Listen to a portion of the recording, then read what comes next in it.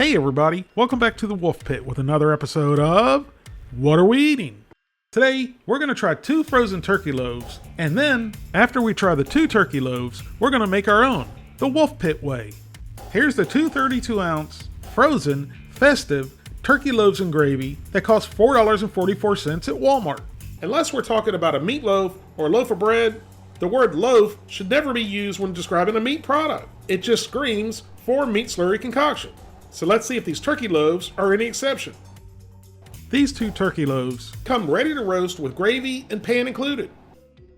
The white meat turkey loaf with gravy is made with white meat. Thankfully, they emphasized the white meat turkey loaf was made with white meat. Otherwise, we would have probably never known. White turkey is the first ingredient, but then you get to the second ingredient, which is a 30% solution added, followed by modified cornstarch, which is a binder, which ends up holding the 4 meat slurry concoction together. Then you look at the ingredients in the gravy, and you would think anything with turkey and gravy, the gravy would more than likely contain turkey broth or at least chicken broth. But not in this gravy, there's not even a mention of broth. Per container, there's 6 3-ounce servings of roast, which means out of the 32-ounce package, the loaf weighs 18 ounces, and the remaining 14 ounces is broth-free gravy. So that works out to be 56% loaf and 44% gravy, which means out of the $4.18, you're paying $2.34 for the loaf and $1.79 for the broth-free gravy. But what's even worse is with the 30% solution added, there's really only approximately 26% turkey, which works out to be $1.09 for the turkey and $1.25 for the solution. So in the end, you pay more for the added solution than you do the turkey. That right there is how these businesses make money and rip us off.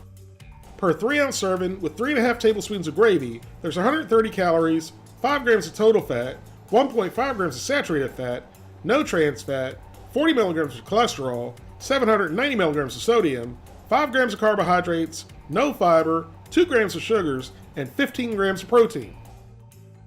The 32-ounce festive turkey loaf with white and dark meat is made with white and dark meat turkey. Again, I think we're all smart enough to figure that out, but Festive felt the need to tell us. The ingredients are exactly the same, except the added dark meat and the solution is only 26%, which makes perfect sense, because dark meat has more fat, which gives you less need for additional moisture.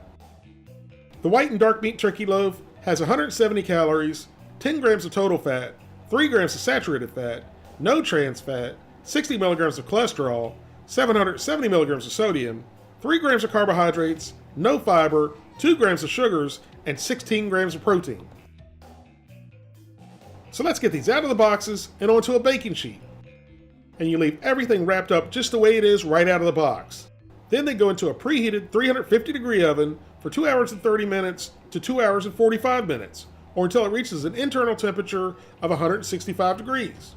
That's right, 2.5 hours to 2 hours and 45 minutes to cook these seemed way too long for me, but we always try to follow the directions.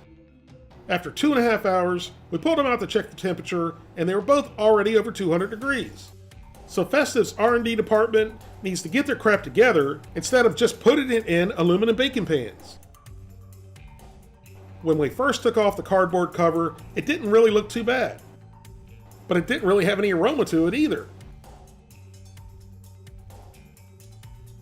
We scooped it out of the pan with a spatula, and it certainly didn't look nearly as promising at this point.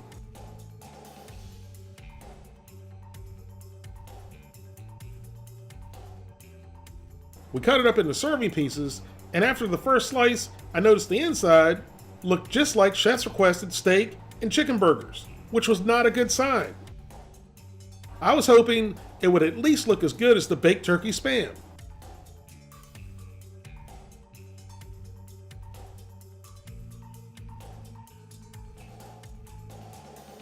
Gravy can fix a lot of things, including my mother-in-law's meatloaf, which seemed damn near impossible. So hopefully, it'll at least make this white meat turkey loaf edible. The coagulated fats and proteins certainly made this gravy unappealing. But I must carry on and try it, for you, the people, so you don't have to. And the gravy side of the slice certainly looked better than the non-gravy side.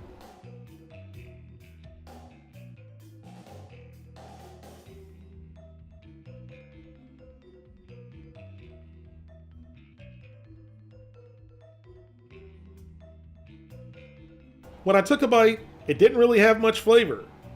But the little bit of flavor it did have was familiar, but I couldn't really figure out what it was.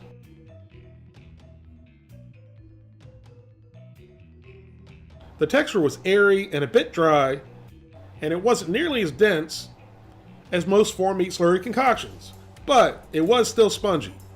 Definitely something I would not prefer to eat ever again. Now we'll try the dark and white meat turkey loaf. I wasn't really concerned too much about the presentation, but when I poured that gravy out, it made me think of people who might buy this to feed their guests, and then this pours out. Oh, the horror! Could you imagine pouring this out in front of your guests and saying, "Dinner's ready"?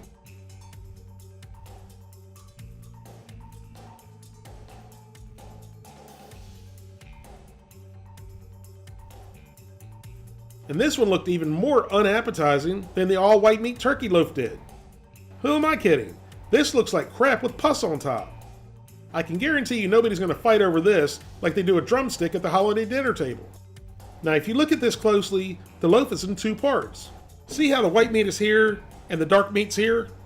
When they said it was made with white and dark meat turkey, I assumed they were mixed and combined together.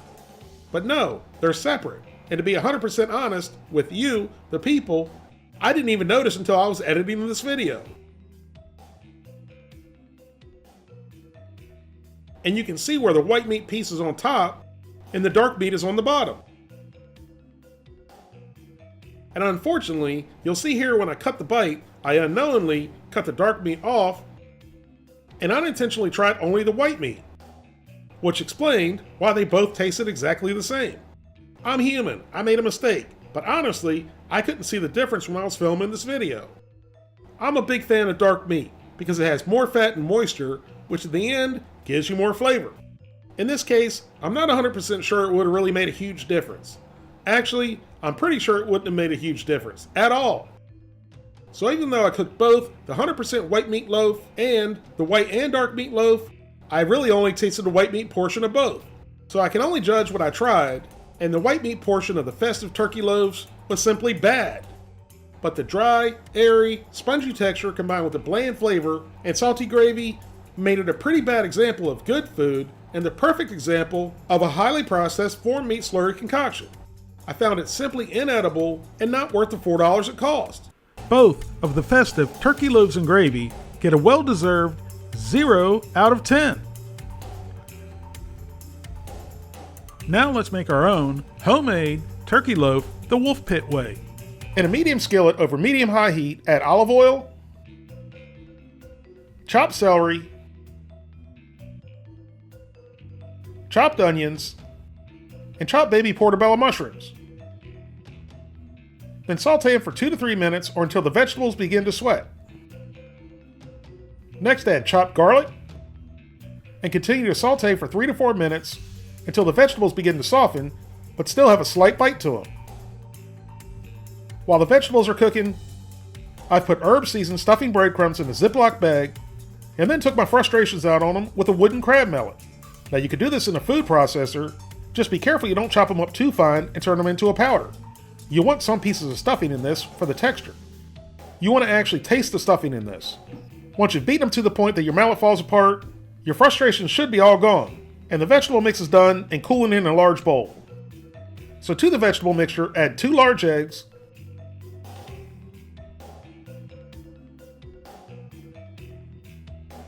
kosher salt, rubbed sage, black pepper, and finally the crushed stuffing mix. Then get your hands in there and give it a mix. Or if you're weird about mixing things with your hands, throw this all in the trash and buy a Hungry Man turkey dinner instead, because you're not going to like the next step. Once the eggs, vegetables, and breadcrumbs are all mixed together, add 2.5 pounds of 85-15 ground turkey. It's important to use turkey that's not too lean. You need the fat for moisture and flavor, and I would definitely not suggest using turkey breast. If mixing things with your hands bothered you before, you'll be eating that Hungry Man turkey dinner by now, because this would send you over the edge. Get your clean hands in the bowl and give it all a good mix, but don't overwork the mixture, or your turkey dinner will be tough. Once everything's all mixed well, it should hold together when you form a ball. If it doesn't, add a little bit more stuffing mix. Transfer the mixture over to a piece of aluminum foil on a baking sheet and turn it into a loaf shape of your choice. Just make sure it's uniform so everything cooks evenly. I know what you're thinking, he just made a turkey meatloaf, and technically, you're right. But the finished product tastes nothing like a meatloaf and much more like a turkey and stuffing dinner. Once you have your turkey dinner loaf formed the way you like it, stick it into the refrigerator for at least an hour or up to overnight. You can cook this in your oven, grill, or smoker. Or if you're really feeling froggy, I guess you could even cook it in the microwave. So preheat your oven or grill to 325 degrees. If you're using a grill or smoker, set it up for indirect cooking. Once your oven, grill, or smoker is preheated to 325 degrees, add the meatloaf to the inside of the grill or to the center of your oven. Then insert a meat probe in the middle of the loaf.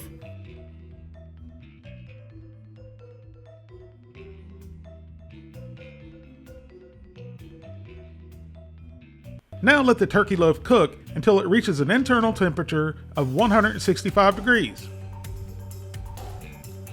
After smoking at 325 degrees for 1 hour and 45 minutes, our turkey dinner loaf is at 165 degrees and done. As I pull out the thermometer probe, you'll see I should have left it in until it cooled down a bit. Now let the turkey dinner loaf rest for 10 to 15 minutes before slicing. While our turkey dinner loaf is resting, let's make our turkey gravy. Even though this one was very moist and didn't really need gravy, like your mother-in-law's turkey dinner, I love gravy, so I was going to make some anyway. And it's real simple to do. You simply pour the pan drippings into a skillet or a saucepan, along with a bit of butter over medium heat. Then give it a mix until all the butter is melted. Next, add AP flour. Then give it a mix until all the fat and flour are combined. And let it cook for a minute or two so you can get the raw taste out of the flour. And you can see here I added a little bit too much flour.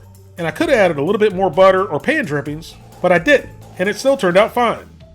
Once all the fat and flour are combined and have cooked for a minute or two, add chicken broth or stock. Then give it a good mix with the smallest spoon you can find in the house, rather than using the more appropriate whisk. Sometimes I even ask myself why I do the things I do. At this point, the gravy was a bit thick, so I added a little bit more chicken broth. Then give it a taste and add salt and pepper and a little sage to make it pop.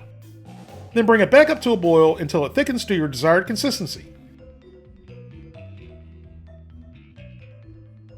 Plate up as many slices of your turkey dinner loaf as you like.